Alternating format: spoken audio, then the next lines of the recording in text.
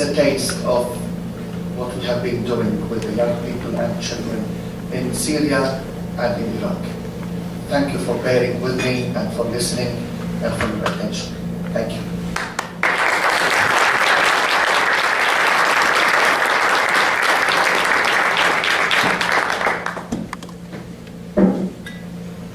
Hammer away. Yes, sir. Approximate proportion in Syria of Christians and Muslims? Or is there more, or do they make up the majority of Syrian Christians? Are we asking before the conflict or after the conflict? Maybe both? Yes, because the difference is huge. Yeah. So before the conflict, we were about 15%.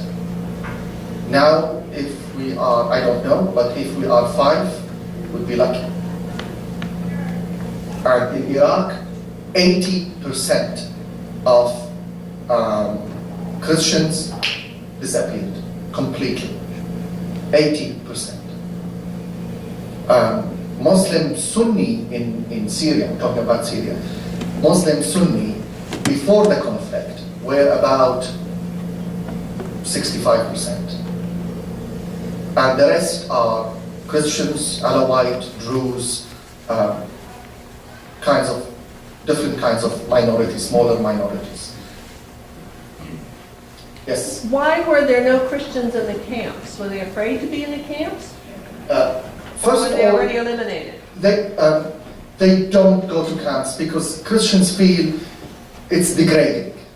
And it means we have surrendered, we have given up our homes and our country, and we don't do that. And also Christians come, we also absorb the Christians to our homes, churches, church halls, monasteries, convents, you name it. So we try to cope with the influx of Christians coming from over Syria without sending them to camps because they feel unsafe and they don't want to give up the country. And some of them, of course, they leave the whole country. I mean, immigrate, if they can. Yes, David. If your wish would come true, that ISIS would be starved out financially and would demise, what would be your hope for a country like Syria and any other country in that area of the world to have the rule of law and separation of church and state, where people could govern themselves? I know we have that here, and in some ways we try to keep that together here. But what is your hope that that could happen? I see not very encouraging signs, but anyway. Yes, I know. It needs hard work. Syria, let's say regardless of ISIS, we said. Angela Merkel, the German Chancellor, came and visited Britain and said to the British Parliament, one of our greatest achievements after the Second World War was to learn how to solve our conflicts through dialogue, not through war. I think we should all in the world learn the same lesson. The hope is, and I said that to everybody, to the Foreign Office, to the embassies, whether the American embassy, some of European embassies, they talked to me. In the media, I said, and I say again and again and again, military victory in Syria is impossible. Because the war in Syria is a proxy war. It's not that Syrians are fighting with each other. Yes, they are. But there are countries, regional and international, fighting their interests inside Syria, fighting each other, including the United States, Europe, Russia, Iran, Turkey, all of them, the Saudi Arabia, the Gulf countries. Everyone is fighting in Syria for specific interests they have. And we are paying the price. So the proxy war is an awful war in any country. Because I believe that the military victory is impossible. The only way, and I said that even when there were only 100 dead in the beginning, and I said whether 100 or whether 500,000, we have to revert to the dialogue table. We have to sit around the table and talk. This is the only way. No other way. Because God has given us this tool called dialogue, not to use it with our friends. I don't call Amin and say, shall we go for a dialogue tonight? It's funny, it is awkward. But I say to somebody that I'm in dispute with, let's go and talk about it. So when there is a conflict, there is the need to talk about it. But if we are friends, why should we have a dialogue? We enjoy each other's company. We have a conversation. But dialogue is there for enemies. I don't understand. I said that to the Americans, to the British, to the Iranians, everyone. I said, you are ignoring the simplest definition of dialogue. That it is the tool for the enemies to come together and solve their conflicts. But, having said that, I do believe, and I'm saying that, and I know it's a dangerous statement. The ones that have the upper hands, not only in Syria, in many areas in the world, are not the politicians, are the warlords. You may agree with me, you may disagree with me. I passionately believe that the manufacturing and exporting and importing of arms are the top priority in the world at the moment. Today, I heard the news in one of, what was the channel? I mean, I don't remember what the HBO. channel. And they were talking about the billions of dollars deals America had with Saudi Arabia. Billions. And Europe have the same. Iran has the same. Turkey the same. All the countries that produce arms, they want to sell the arms. And it's a good business. Unless we as human family, the world, says enough is enough, and we must make peace a profitable business more than war and arms. We are not. We are way behind to turn peace into a profitable business rather than war, which moves the economy of the world. It's, after all, we're talking about economy, aren't we? Let's face it. Yes. Can you give us an example, maybe just one example of peace being profitable? Yes. When we bring with technology ethics, when we bring with media ethics, I'm not talking about simple petty morality. I'm talking about ethics, that we channel our civilization into the profit of the whole humanity. Why on earth can we say we are civilized people and we have famines in our world? This is unacceptable. How can we call ourselves civilized and we allow tragedies like Syria and Iraq to happen? How can we be civilized and allow such warlords to use our politicians like puppets? Where is the peace force that can stand up and say no? Let's make the economy moves around projects for young people. I remember once when I was living in Germany, the German economy minister said, we have not still realized that through technology we can have a strong economy when we involve the technology to build peace projects rather than military projects. But what do? We create peace projects as a mask to military projects, right? This is what was the fear of the nuclear activities in Iran, right? So they say it is peaceful, but they might develop the bomb. So we are very good in creating masks of civilization, but behind it, everything is devilish and all about weapons, how to destroy each other. Yes, we can. Look at Africa. Africa is boiling at the moment. ISIS is nesting in Africa. I have fear that Africa would experience, I hope not, and I hope I'm not right, even worse than Syria and Iraq. Look what is happening in Nigeria. Wherever there is oil or some resources, the hell breaks loose. Why can't we agree on in the human family to live in peace and harmony rather than kill each other only because we are different?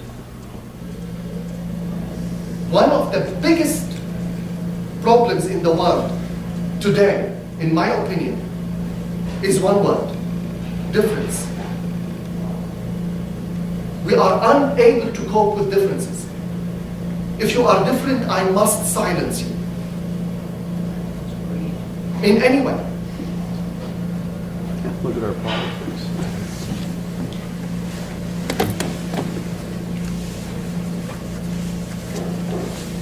Yes, sir. I can't quite remember exactly the words you used, but you say when you corrupt religion, it's the worst. Yes. The corruption of the best is the worst. The best is the worst. Now, I have a lot of questions in my mind, and your presentation is excellent, by the way. Thank you for taking time to be here with us.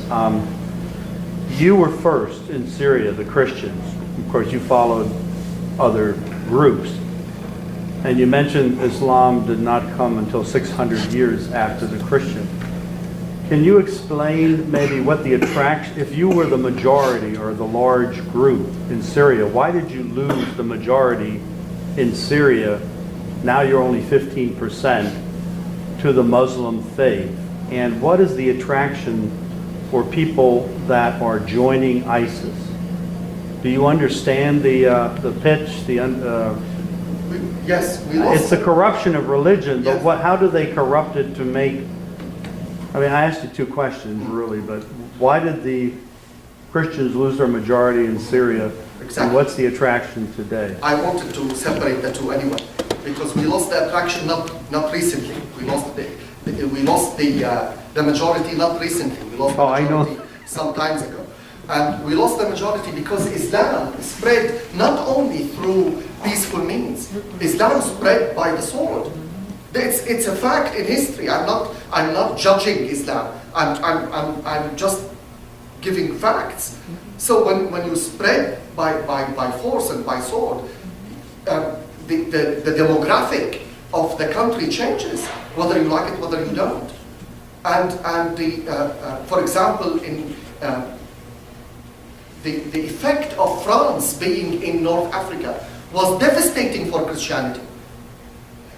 Now we hardly have any Christianity in Tunisia, Algeria, and Morocco, where one of the most known saints come from Algeria, St. Augustine.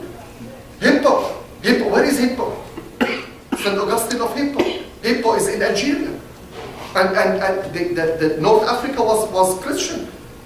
Colonization, war, always we go back to the sword, to the gun. That changes the demography of the world. And in this way, we lost the majority. And plus, now what is the attraction? The attraction is value. young people, young Muslims, feel they are not valued. And they go there. They have everything. They have money, they have weapons, they have women.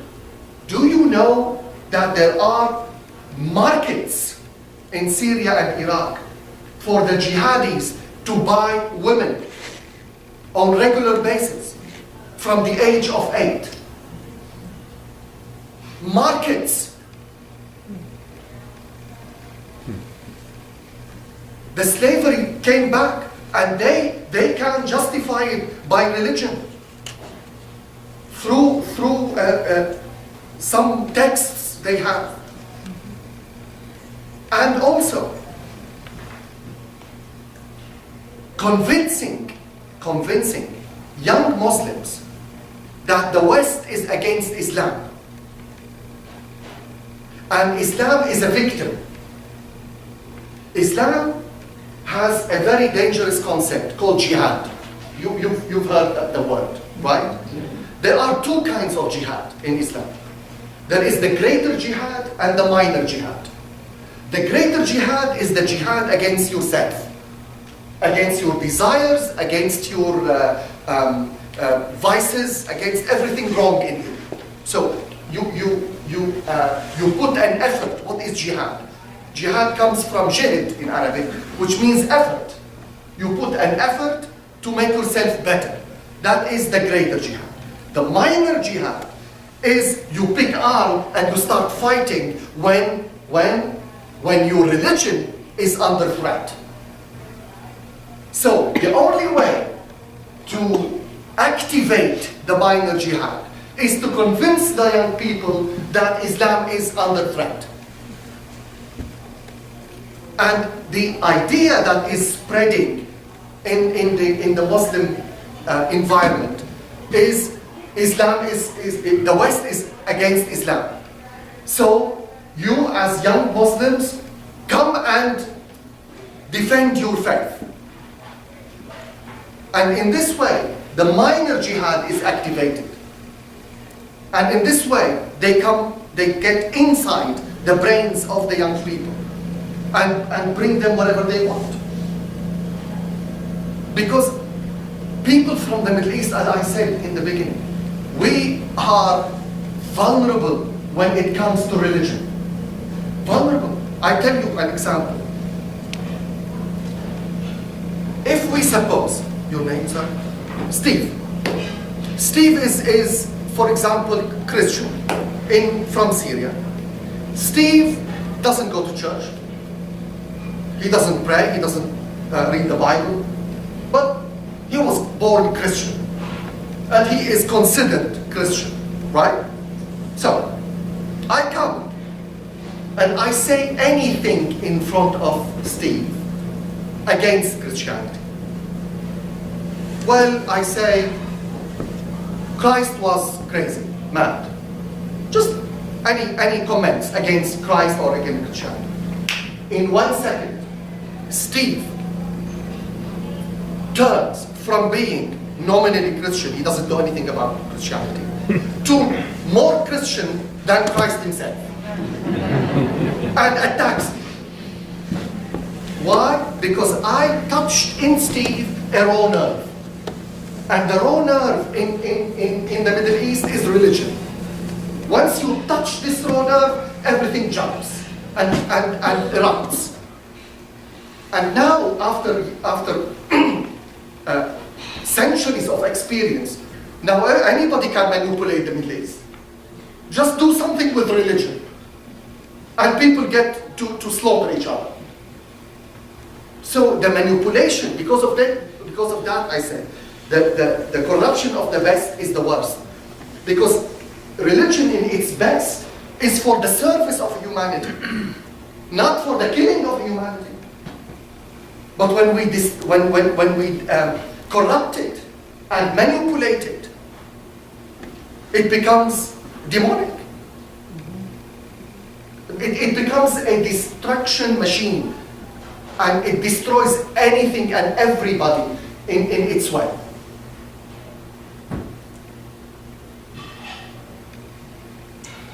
Yes, sir. When you had these trainings with the young people, what were the topics that you were teaching with them, and what could they do with that training after it was all done and they went back to their homes? Yeah, thank you for the question.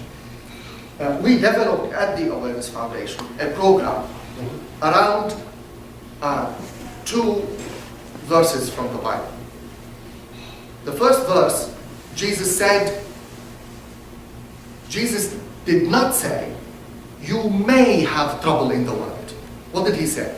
You will have trouble in the world. He was absolutely clear. But take heart, I overcame the world. So, through the power of our faith, we need to hang on this faith that we can overcome the world, the evil in the world. So don't give up, in a way. The other verse is, peace I give you, my peace I leave unto you. Not the peace that the world give you. Don't let your hearts trouble. So the peace, if we have the peace of Christ, is not about ending. We mix between the state of no war and the state of peace. Not every time there is no war, there is peace. In the Middle East, we lived for years, for decades, in the situation, no war and no peace. And all the regimes in the Middle East exploited that. And in the name of being theoretically in war, the regimes gave themselves the right to crush the people in the name of being prepared for the war. And the war never happened after 1973, right, with Israel. But the war was like a ghost, always hovering in the Middle East, that it will explode. And in Lebanon it exploded more than once after that. So we need to understand that peace is not only when there is absence of war. Peace is when there is no fear. The opposite of fear is not war. The opposite of peace is fear. When I'm afraid of you, where is the peace? When I expect you to destroy me in every minute, do I live in peace? Where is this peace? Even if we are not in war. So the only way is to turn the situation into a culture of accepting, culture of understanding, culture of harmony, culture of accepting that there are differences between us that will never be resolved. I always talk in our interfaith projects of the irreconcilable differences. If we can't live with our irreconcilable differences, we are always in a state of war. When we hate, we are in a state of war. When I look at you and I don't accept you because of your color, because of your gender, because of anything which is different, I am in a state of war. You think I'm crazy? Fine. But this is how I understand the word of Christ. This is what it means to have peace. Not a treaty I sign and then I leave the whole nation in fear, with nations in fear of each other. This is how we lived in the Middle East. So we developed this training for the people for young people to understand beyond the words. And how the second part of your question is, how do they implement that?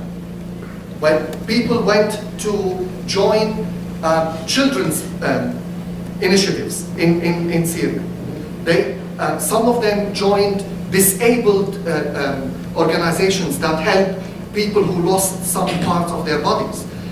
Some people went to to work with youth like them to speak about peace and reconciliation. Some went to music. Some went to art. Some wrote poems and short stories about that. We encourage everyone through their gifts to work for peace, to work for reconciliation, for healing. Because I tell you, the trust is broken, my friend. The trust in the society is not there anymore. Let's face it. We don't trust each other. Trust. We don't trust each other at all. Why? Because, I tell you, something happened which never happened before. 3 patriarchs appeared in one single TV program, which in itself was a miracle. Because the ecumenical relations in the Middle East are not, to be proud of. Christians also don't like each other sometimes. They're different denominations. But 3 patriarchs came to one program. I thought, I have to see this. This is really a miracle in itself. So they agreed on one thing. This is another miracle. 3 Christian patriarchs agreeing on one thing. Whoa. They agreed that there is a problem. What is the problem? The problem is that their neighbors, their Muslim neighbors, handed them over to ISIS. And they feel betrayed. The question is, how can they go back? How can they go back to Mosul and live again with their neighbors whom they feel? They handed them over to ISIS after 50 or 60 years of living neighbors and friends together. This problem is big, I tell you. So what ISIS did is planted hate. And what they did, they didn't only destroy Christian churches and shrines and monasteries. They wiped out anything to do with Christianity, so that we do not even have the memory to go back. Can you imagine the evil behind it? To erase your memory. That there is nothing for you there to go back, even after ISIS. It's very dangerous. And I say to my Muslim friends, the voices that stood up against ISIS are faint and not courageous enough in the Muslim world. Sorry, I am critical, but I say that not only in front of you, I said it in Muslim media. Once in one of the Muslim channels, I looked at the camera and I said, where are you, Muslims? Do you remember the cartoons about the Prophet? When the cartoon in Denmark, you remember the first conflict? When the cartoon in the Denmark appeared, you came out, you went out to streets in millions, everywhere around the world. Millions of Muslims went out and people died in the demonstrations. I didn't see that when we were killed in your name. When thousands and hundreds of thousands of Christians and other minorities were killed and pushed out of their homes. Where have you been? Do you condone that? Are you telling me, are you sending us a message that it's okay? If it's not okay, where are you? I looked in the camera and I said that. I'm not afraid. What is wrong is wrong. We have also made mistakes. And I told you that. Christians, the ecumenical relations are not to be very proud of in the Middle East. But we try to live in peace with our neighbors. But I want more done from within Islam. I said once in a conference, I said, we can support you. We can walk alongside you. We consider you brothers and sisters, but we can never do the change ourselves, do it in Islam. You have to do it. We can only support it. But the change has to come from you, not from us. And I suffered from this shadow interfaith relations in the West, in Europe. Oh, some interfaith events I went to and the Christians are the quickest to compromise. The quickest. Anything which offends, we don't do. We are ready to give up anything but not to offend. And the Muslims tell us, why are you doing that? We know you believe it. For example, Christmas. I don't know about you here, but in Europe, it's a disaster. Christmas is a tragedy. It lost any Christian flavor. And any Christian who has the courage to speak about Christianity in Christmas, they are immediately accused of offending Muslims. And my friends, imams and sheikhs and leaders, they tell me, Nadim, we expect you to have Christmas as a Christian event. Why are you letting the atheistic secular society to hijack Christmas from you? Once an imam said to me, the tree is not a winter tree. In December, the tree, we don't want it. We want to look at it as a Christmas tree. Can you do something to reclaim it? Because we lost even the Christmas tree, we lost. Now nobody talks about the cross and the resurrection at Easter. We talk about bunnies and eggs and egg hunting, and we lost the message of Easter, which is the strongest and the most important message in history of humanity. That God became a human being and died and rose again that we may have life. My goodness, what a message. No. Bunnies and chocolate and turkey in Christmas. That's Christmas. And happy holidays, by the way. What happy holidays? It's Merry Christmas. And let the Jews say Happy Hanukkah. Let the Muslims say Happy Eid. We don't want them to compromise. Why should we compromise? This is what I mean, that living with differences. They know we have Christmas. Why are we offended? I mean, why do we think they are offended? They're not offended. But actually, it's not about that. It's about pushing religion away. We bring consumerism there. It's all about economy. It's all about commercializing everything.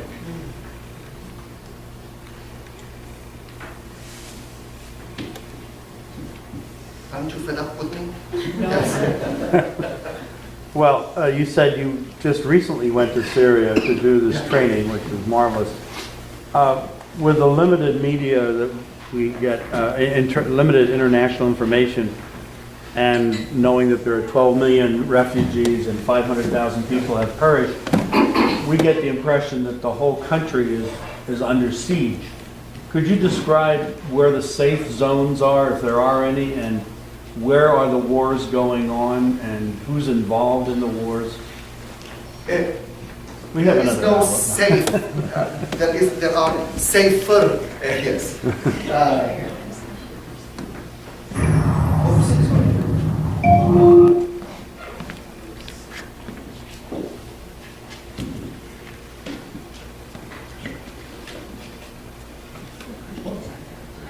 That's not his computer. You had to say that. Yeah, I have to. That's It's my brother's. It's Ed's computer.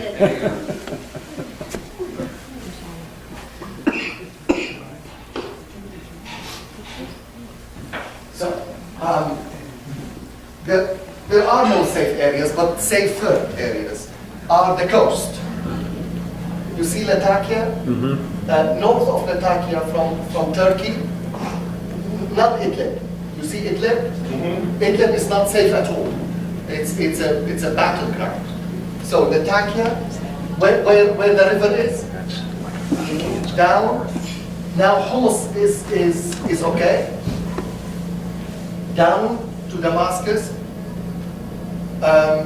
Suwaida is where the Druze are in Suwaida. This is their land. The majority of the Druze are in Suwaida. So all this on the west coast and down north, but with Dar'a is not safe at the moment. Because everything started in Dar'a, if you remember.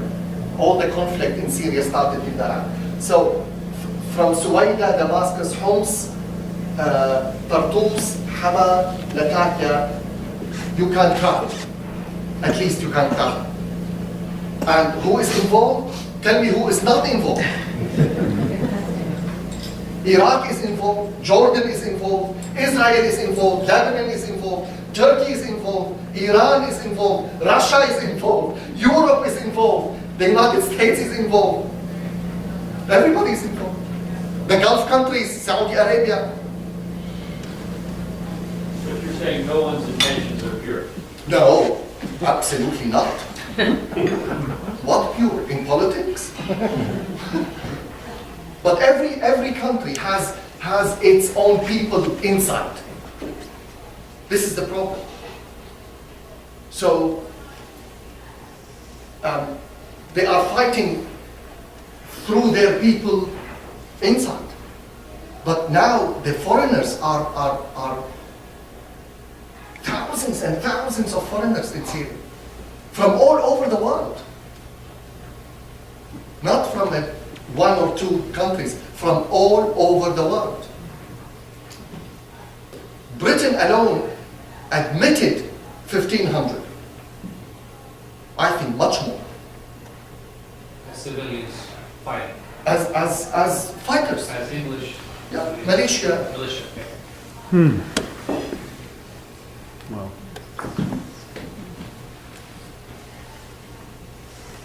Yes, David. Do you think that media is particularly dangerous in perpetuating the fear between differences in groups and people and between Christianity and Islam?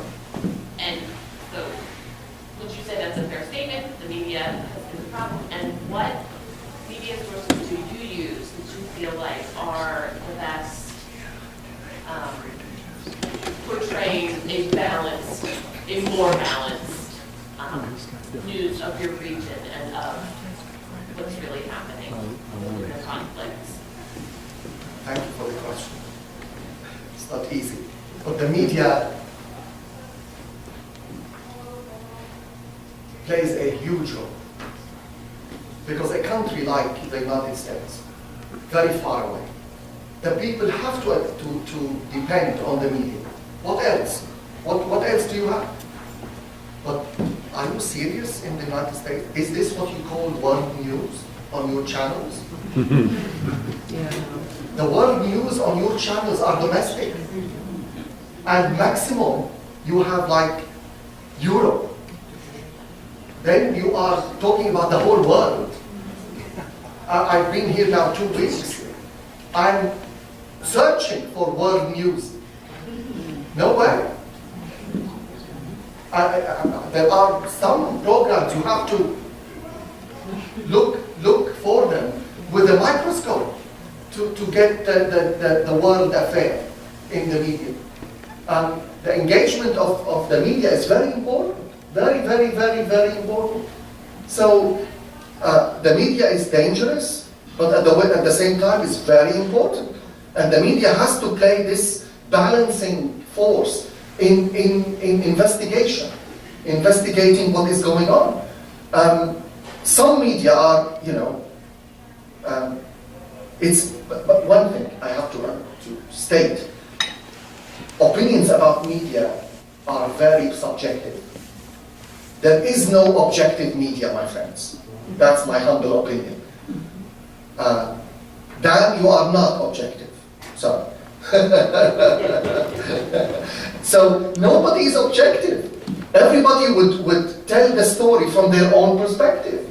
There is nothing objective about it. It's part of the research. But after all, it is the politics of the channel. So because of that, the more diverse resources of media you listen to and you see, the better for you. Always I say, ask yourself, what is the most channel or newspaper or that I would hate to read? I would really, really hate to read it. And which channel and which newspaper I would really love to read. Don't be fixated on them. So go and open your mind to more. For example, I wouldn't agree with Al Jazeera. I think Al Jazeera is totally politicized and follows Qatar. So Qatar forms the politics of Al Jazeera. But I listen to it. I listen to France 24. I listen to Russia Today. I listen to CNN. You see? The more diversity, the more, but I tell you something. The media knows very well that the people don't have the time to do that. And they don't have the energy to do that. People are busy. They don't have the time to flip from one channel to the other and listen to the news. It needs people who are interested in building up their knowledge. In this case, yes, the more variety of media you are exposed to, the better you are informed about what is happening. But then only you can form an opinion about what is happening. Don't let anyone form your opinion totally. Then you are really trapped. Because of that, I say those young people who are being brainwashed are trapped in one strongly convincing rhetoric, like the candidates for your presidents. Some are captivating for some people, and others captivating for other people. But don't fall into the trap of following blindly one candidate. Nobody's coming from God. They all have their own agenda. I don't want to mention names, but God help you this year.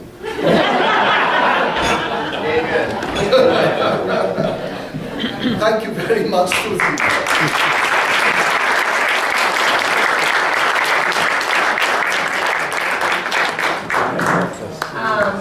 Nadim, I also want to tell you that when I meet with people, their first question is, when did you become Christian? So the same question is for me too, and I got it from Rotarians too here. Yes. Thank you very much for being with us tonight and for teaching us and having us understand, the world, Syria, Middle East, my country, Lebanon. There is looks like a business card that has the website Awareness Foundation. So please, if anybody would like to donate, you can just go directly to the website and donate. I just want to have Al here, please, our Rotarian president. Come here. Come here. Don't be afraid. The tax status of this foundation in this country is the 501c3? Yes, it is a 5103, and we have a number. And if you can put the names and the amounts you donate, we can send them to our FCO in this country, and you get your tax return. It's Okay, so if a charity here. Okay, so can they email you, or I can collect that information? Yes. So if anybody would like to donate, they can just email me at Travel House or call Travel House, and we can do that. Also, what are we doing as Rotarians?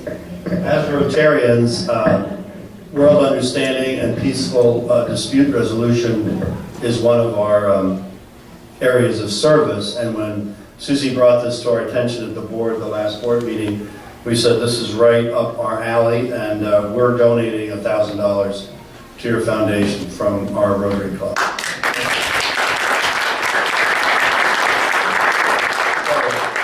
I wish you well. I was born a Christian. Travel House is also donating $1,000 to your foundation. So we're matching the donation. And I do hope that you can do a lot with that money, hopefully. So I really thank you again for coming on a Friday night for this, and go in peace. Thank you.